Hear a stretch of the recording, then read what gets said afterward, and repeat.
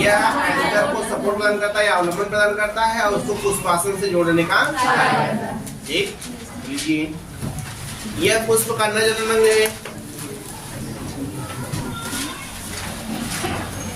यह पुष्प का नर जननांग है।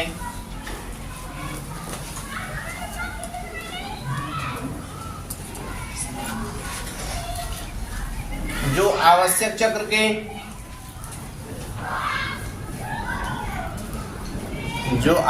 चक्र के प्रथम चक्र में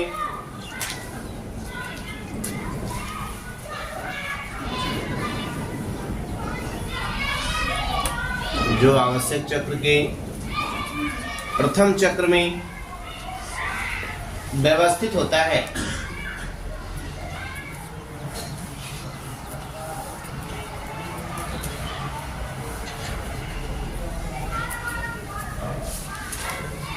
इसकी सबसे छोटी इकाई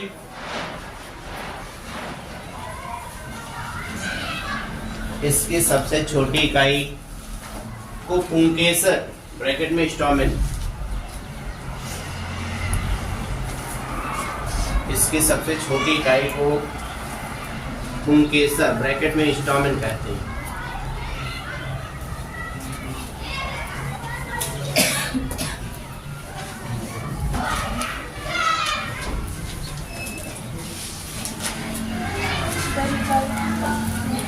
पुंकेसर ब्रैकेट में स्टोमेन कहते हैं। पुंकेसर के मुख्यतः 3 भाग होते हैं।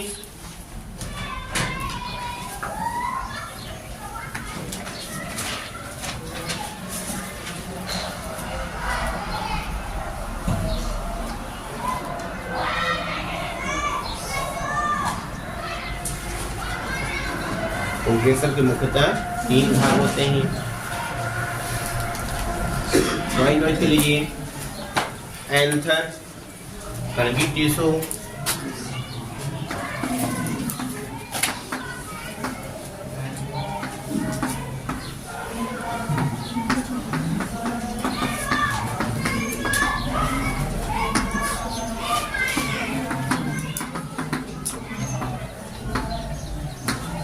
फिलामेंट, परागकोश, संयोजी ऊतक और पूतंतु।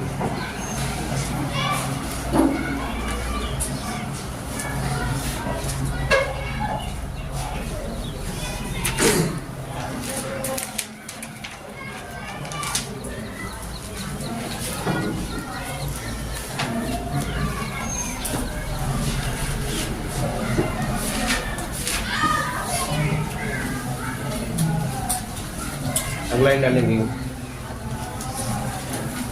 गाइनोसियम,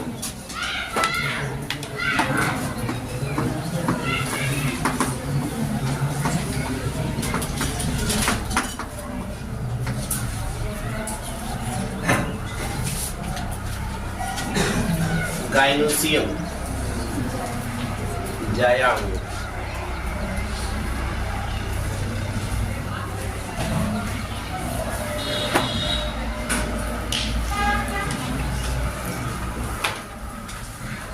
इसके बारे में बताया गया था। यह पुष्प का महाजननांग है। इसकी सबसे छोटी इकाई क्या कहते हैं? पिस्टिल या कार्पल कहते हैं। पिस्टिल या कार्पल के 3 भाग बताए गए हैं, स्टिग्मा, स्टाइल और ओवरी। तीनों के कार्य बताए गए हैं। स्टिग्मा क्या होता है? परागण स्थल के रूप में कार्य करता है, जहाँ पे परागण प्रक्रिया संपन्न होती है। स्टाइल का कार्य बताया गया था। यह स्टिग्मा को सपोर्ट प्रदान करता है, अवलंबन प्रदान करता है, साथ साथ परागनली के लिए मार्ग प्रदान करता है। जब पॉलिनेशन हो जाता है तो परागकणों में अंकुरण के फलस्वरूप जो परागनली का निर्माण होता है वह स्टाइल से होकर के ओवरी में प्रवेश करता है, इसलिए यह परागनली को मार्ग प्रदान करता है। ठीक। और तीसरा अंडाशय के बारे में बताया गया था। यह मादा का मुख्य जननांग है। इसमें अंड जनन के फलस्वरूप या मेगास्पोजेनेसिस के फलस्वरूप देखते हैं अंडाणु का एक निषेचन के पहले और निषेचन के बाद अंडाशय से फल का निर्माण होता है। दोनों जानते रहिए, निषेचन के पहले ओवरी में क्या होता है और निषेचन के बाद क्या होता है। तो निषेचन के पहले युग्मक का निर्माण होता है अंडाणु का, जिस विधि द्वारा होता है उसे हम क्या कहते हैं? अंड जनन कहते हैं। उसी को हम मेगास्पोजेनेसिस कहते हैं, गुरुवियाणु जनन कहते हैं। और निषेचन के बाद अंडाशय से फल का निर्माण, और अंडाशय में उपस्थित जो बीजाणु होते हैं उससे बीज का निर्माण।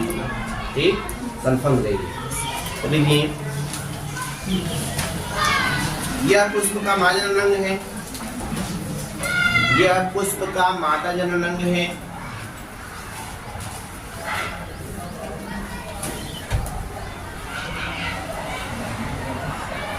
यह पुष्प का मादा जनन अंग है जो आवश्यक चक्र के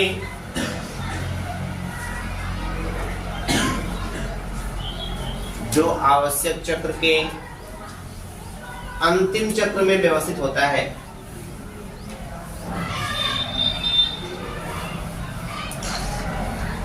आवश्यक चक्र के अंतिम चक्र में व्यवस्थित होता है।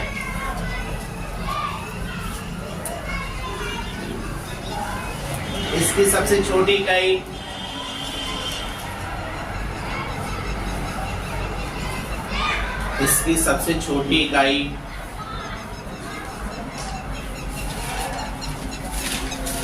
तो स्त्री केसर कहते हैं, ब्रैकेट में कार्पल या पिस्टिल।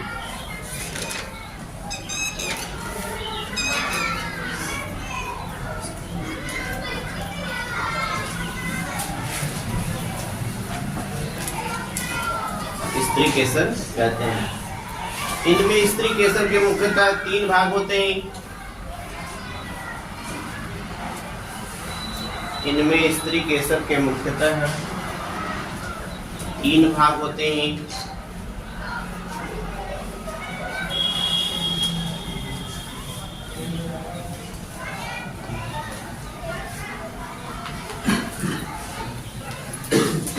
जो निम्नलिखित हैं।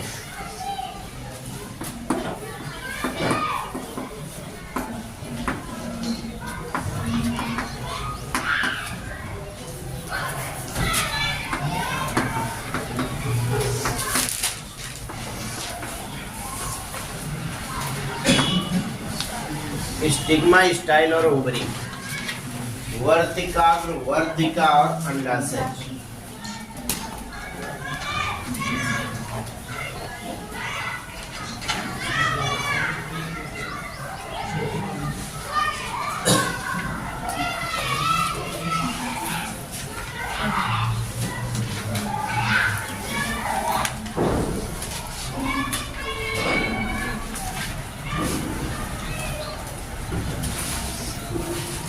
यहाँ तक कंफर्म है? किसी कोई समस्या तब होती जब हम पूछते हैं, उसके पहले कोई समस्या नहीं होती। उसी में जी सर, यस सर, जी सर, यस सर किए रहते हैं। कक्षा 10 में हमें लग रहा 15 दिन प्रकाश संस्कृत से चला है टॉपिक, और जब पूछा जा रहा था उसके पहले कई बार कहा गया, उनका सबको कंफर्म है? जी सर, हाँ सर, जी सर, हाँ सर, चलता रहा। और जब पूछा गया तो मैक्सिमम 5 से 6 लोग लड़कियों में बताए और 4 लोग बॉयज में बताए। ये हाल है, ठीक है ना? तो ऐसी कंडीशन कक्षा 12 हम न आने पाए।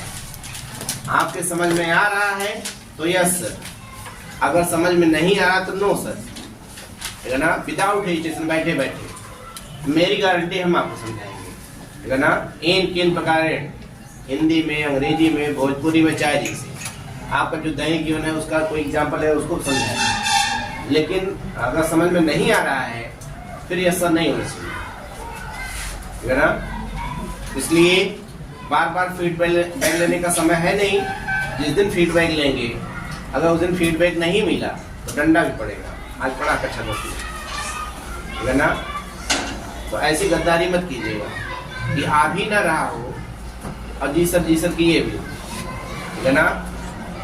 आपको जानना क्या है, पुष्प के जितने भाग आपको बताए गए हैं सबका लोकेशन समझना है, कौन किस चक्र में व्यवस्थित होता है और उसका कार्य क्या होता है, इतना आपको कंफर्म होना चाहिए।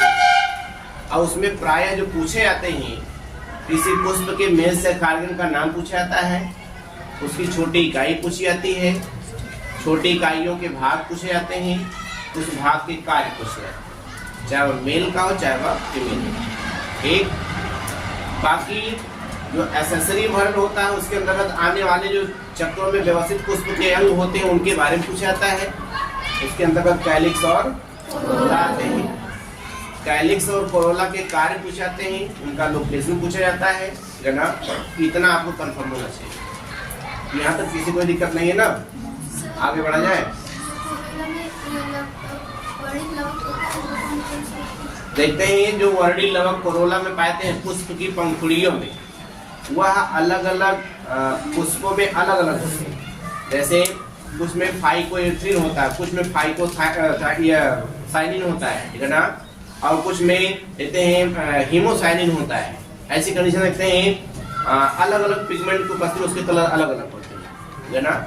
आप सब जानते रहिए पुष्पों की पंखुड़ियों में, पके फलों में और नवीन पत्तियों में इसमें वर्णी लवक पाता है, ठीक।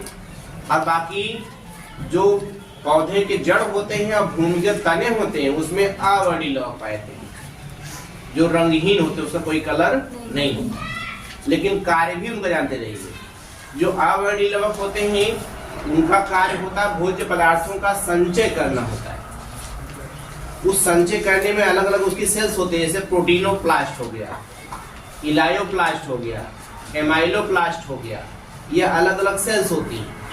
उनमें अलग अलग पोषक पदार्थों का संचय होता है। प्रोटीनोप्लास्ट में प्रोटीन का संचय होता है, एमाइलोप्लास्ट में कार्बोहाइड्रेट का संचय होता है, और इलायोप्लास्ट में वसा का संचय होता है ना, अवर्णी लवक के केस में।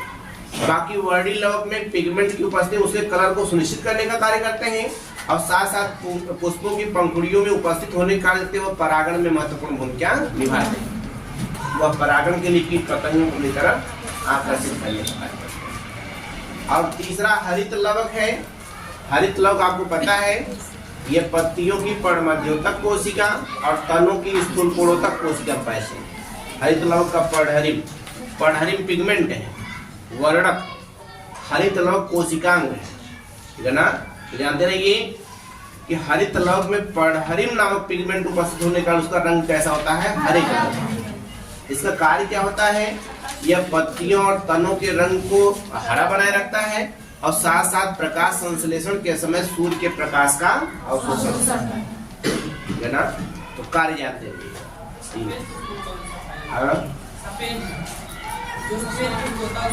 उसमें अलग अलग वर्णक देखना पड़ेगा, कौन कौन से वर्णक उपस्थित, वो अभी वर्णी लवक होते हैं। जो सफेद रंग के होते हैं बिल्कुल सफेद, जो रंगहीन होते हैं उसमें कोई वर्णक नहीं होता। रंगहीन में जैसे आप आलू काटते हैं तो आलू का जो अंदर वाला भाग आपको दिखाई देता है, वो कैसे दिखाता है, ना तो पूरा सफेद दिखाई देता है ना तो पूरा पीला दिखाई देता है, ठीक है ना, रंगहीन होता है। ऐसे आप कोई भी जड़ लेंगे उसका भाग तोड़ेंगे या काटेंगे तो उसके आंतरिक भाग में आपको दिखाई देगा वो बिल्कुल सफेद नहीं होता, ठीक है ना। कहते हैं रंगहीन कलर का कहा जाता है उसको। जब कोई पिगमेंट उपस्थित नहीं होता तो बिल्कुल सफेद नहीं होता, ठीक।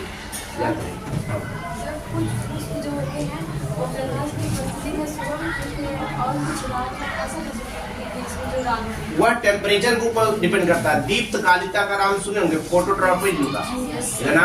देखते हैं अलग अलग पादपों में जो पुष्पन की प्रक्रिया होती है, उस पुष्पन की प्रक्रिया प्रेरित करने के लिए टेम्परेचर जिम्मेदार होता है। उस टेम्परेचर पर ही पुष्प आएगा। जैसे आप धान गेहूं कर लेते हैं, गेहूं में पुष्प आने की प्रक्रिया के लिए टेम्परेचर ही चाहिए, लेकिन जब तक वो पौधा ग्रो कर रहा होता है तब तक टेम्परेचर कम चाहिए। उसके अकॉर्डिंग देते हैं अलग अलग जो है सीजन के अनुसार वो अलग अलग फसलें होती हैं। तो जितने प्लांट्स आप देखेंगे सबके लिए पुष्पन की क्रिया को के लिए तापमान अलग अलग होता है। जिन जो रात में खिलते हैं उसके लिए बिल्कुल तापमान का आवश्यकता नहीं होती, तभी रात में खिलते हैं। और अगर वह तापमान रात में भी मिल जाए ज्यादा, देखते हैं उसमें पुष्पन की प्रक्रिया कम हो जाती है। क्यों? उससे संबंधित हार्मोन्स और एंजाइम होते हैं, वह ज्यादा टेम्परेचर होने पर वो न्यूट्रल हो जाए। जब न्यूट्रल हो जाए तो उसमें पुष्पन की प्रक्रिया नहीं होती। इसलिए सबका अलग अलग सबका उसी को दीप्तकालिता कहते हैं। अगला टॉपिक है स्टिग्मा स्टाइल ओवरी का कार्य सबको पता है ना। स्टिग्मा का कार्य क्या है? परागण स्थल के रूप में कार्य करता है। स्टाइल का कार्य क्या है? स्टिग्मा को सपोर्ट प्रदान करता है और पराग नली के लिए मार्ग प्रदान करता है। उसी शोकर पराग के लिए ओवरी में प्रवेश करती है ना। बाकी अंडाशय का कार्य जानते ही। अगला डालेंगे टाइप्स ऑफ फ्लावर।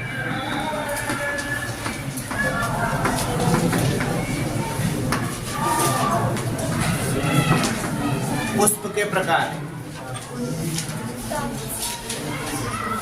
पुष्प के प्रकार हेडिंग।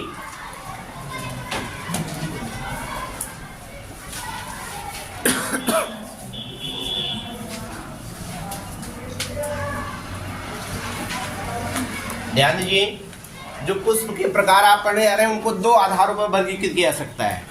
उसमें पहला आधार क्या है? जननांगों की उपस्थिति अनुपस्थिति के आधार पर। जननांगों की उपस्थिति अनुपस्थिति के आधार पर कितने प्रकार के होते हैं? दो प्रकार के होते हैं। जैसे एक लिंगी पुष्प अलग होते हैं, द्विलिंगी पुष्प अलग होते हैं। उसी द्विलिंगी को हम उभयलिंगी के नाम से जानते हैं। जो एक लिंगी पुष्प होते हैं वह पूरे पुष्प में सिर्फ एक सेक्स ऑर्गन उपस्थित होगा, चाहे एंड्रोसियम और चाहे गाइनोसियम, ठीक है ना। तो वह एक लिंगी पुष्प कहलाता है। एक लिंगी पुष्प के अंतर्गत देखते हैं पपीता आता है, सहतूत आता है, तरबूज आता है, खरबूज आता है। ये सब एक लिंगी पुष्प होते हैं जिसमें केवल एक सेक्स ऑर्गन उपस्थित होता है, चाहे मेल चाहे फीमेल, मतलब चाहे एंड्रोसियम चाहे गाइनोसियम। एक और बाकी बाइसेक्सुअल, जिसको आप हर्माफ्रोडाइट भी कहते हैं, उभयलिंगी भी कहते हैं, ठीक है ना। उसमें एक ही पुष्प में दो सेक्स ऑर्गन्स पाए जाते हैं, मेल भी पाया था और फीमेल भी पाया था, ठीक है ना। जैसे आप सरसों का लेते हैं, गुड़हल का लेते हैं, सब एग्जाम्पल देख रहे हैं। यह सब द्विलिंगी पुष्प होते हैं जिसमें दोनों सेक्स ऑर्गन्स उपस्थित होते हैं। तो जननांगों की उपस्थिति अनुपस्थिति के आधार पर दो प्रकार हो गए, एक लिंगी और द्विलिंगी, दोनों के एग्जाम्पल्स हो गए। बाकी पुष्प के जो ऑर्गन्स आपको बताए गए थे, उसके भाग जो बताए गए थे, उनकी उपस्थिति अनुपस्थिति के आधार पर दो प्रकार के होते हैं। पूर्ण पुष्प होता है, अपूर्ण पुष्प होता है। इनकम्प्लीट फ्लावर और कंप्लीट फ्लावर होता है। जिस पुष्प में पुष्प के सभी भाग उपस्थित होते हैं, कैलिक्स से लेकर के गाइनोसियम तक, जिस पुष्प में पुष्प के सभी भाग उपस्थित होते हैं वह कंप्लीट पुष्प होता है, पूर्ण पुष्प होता है। और जिसमें कोई पार्ट एब्सेंट हो, चाहे कैलिक्स चाहे कोरोला चाहे एंड्रोसियम चाहे गाइनोसियम में कोई पार्ट एब्सेंट हो, तो उसको हम क्या कहते हैं? अपूर्ण पुष्प कहते हैं, है ना। इस प्रकार जानते रहिए कि पुष्प के जो प्रकार होते हैं उनको दो आधारों पर वर्गीकृत किया गया है। एक जननांगों की उपस्थिति अनुपस्थिति के आधार पर, और बाकी पुष्प के भागों की उपस्थिति और अनुपस्थिति के आधार पर। ठीक, हाँ, ये अपूर्ण पुष्प होते हैं, उसमें एक सेक्स ऑर्गन्स उपस्थित है, ठीक है ना। और बाकी वही एक लिंगी पुष्प के बारे में भी बताया गया है, लेकिन उनके आर्गन का और बाकी के जननांगों का दोनों के आधार पर अलग, ठीक है ना। अगर मान लीजिए कभी कभी ऐसी कंडीशन होती है कि कैलिक्स और करोला देखते हैं इन दोनों में से कोई एब्सेंट हो जाता है, या कैलिक्स करोला का मॉडिफिकेशन होगा जिसको आप पेरियंथ कहते हैं, परिदलपुंज कहते हैं, ठीक है ना। देखते हैं वहां पर भी दोनों में से एक एब्सेंट हो जा रहा है, तो अभी इनकम्प्लीट फ्लावर कहलाएगा। अगर सभी पुष्प में जितने भाग हैं सब उपस्थित हैं तब वो क्या है? कंप्लीट फ्लावर, ठीक ना। लीजिए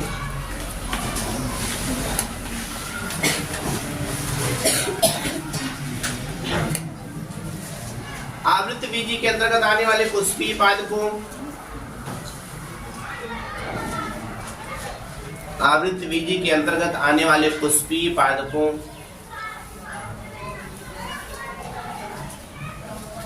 के पुष्प को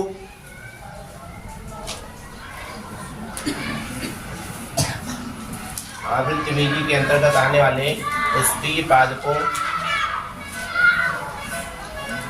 के पुष्प को मुख्यतः दो आधारों पर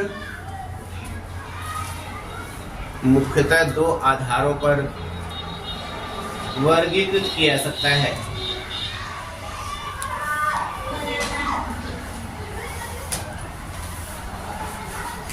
मुख्यतः दो आधारों पर वर्गीकृत किया जा सकता है।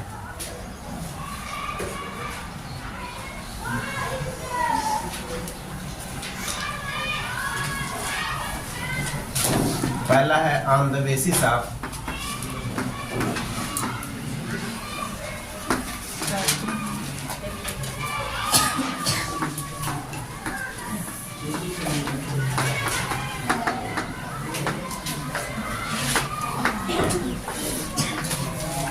आंतर्देशीय साफ रिप्रोडक्टिव ऑर्गन जननांगों के आधार पर।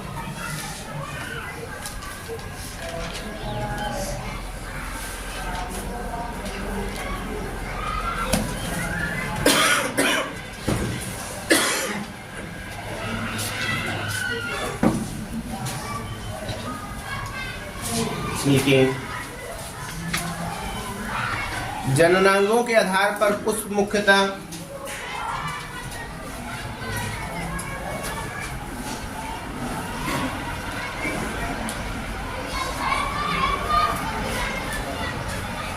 जननांगों के आधार पर पुष्प मुख्यतः दो प्रकार के होते हैं।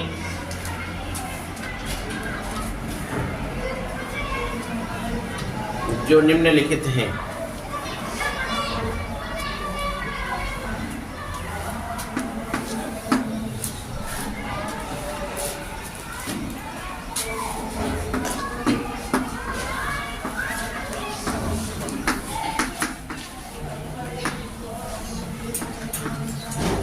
Unisexual flower,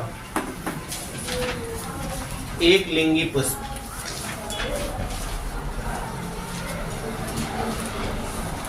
unisexual flower.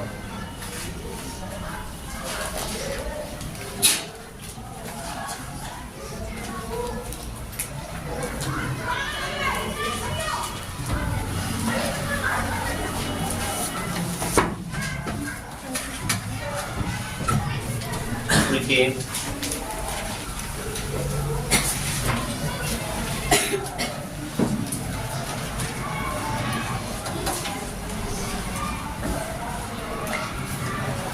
ऐसे पुष्प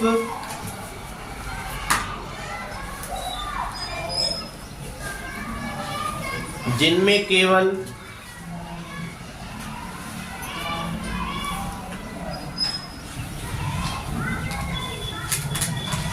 ऐसे पुष्प जिनमें केवल एक जननांग ब्रैकेट में उमंग या जायांग, उमंग या जायांग ब्रैकेट बंद उपस्थित होते हैं। एक जनन अंग उपस्थित होते हैं, उन्हें एक लिंगी पुष्प कहते हैं।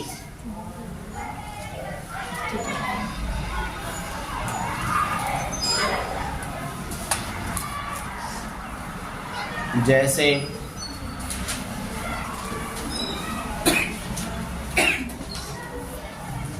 पपीता, कामा तरबूज, कामा सहतूत। सहतूत जानते हैं सहतूत ना, इत्यादि। नारियल देखना पड़ेगा, हमें लग रहा बाइसेक्सुअल। उसके पुमंग और जायांग को देख करके, ठीक है ना, उसमें देखेंगे एक सेक्स आगे उसके बाद दूसरा एब्सेंट है, वो इसे कंफर्म हो जाए उसके फ्लावर से। अगला आइडिया है बाइसेक्सुअल फ्लावर।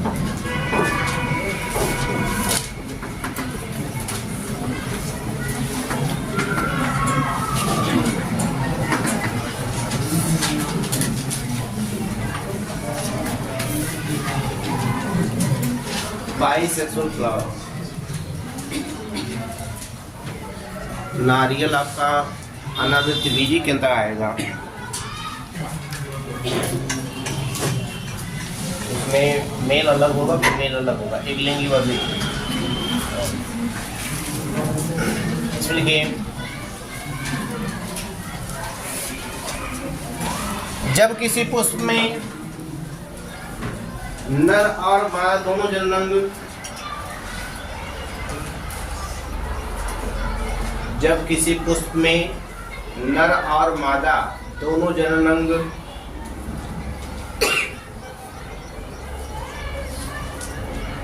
नर और मादा दोनों जननांग उपस्थित होते हैं,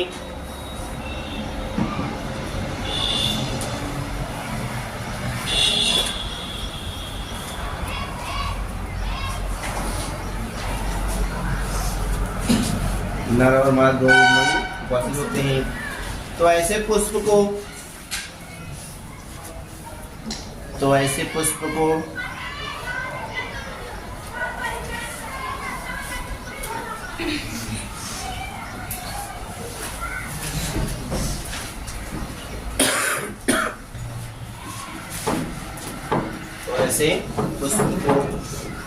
द्विलिंगी पुष्प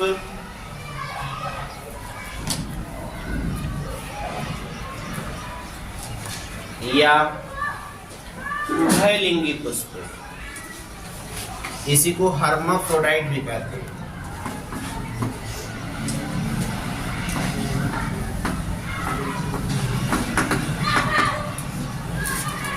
हर्माफ्रोडाइट उभयलिंगी।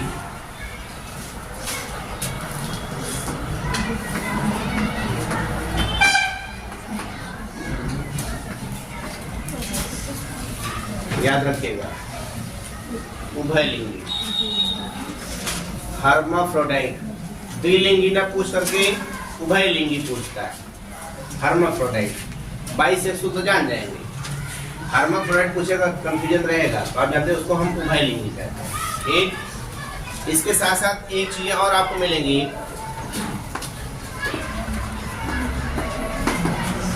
Monoecious, dioecious. एक इसको एक लिंगाश्रयी कहते हैं,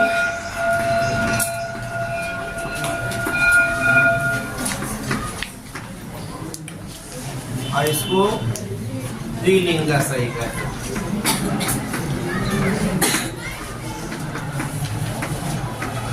कंफर्म है इसमें मोनोसियस और डायोसियस।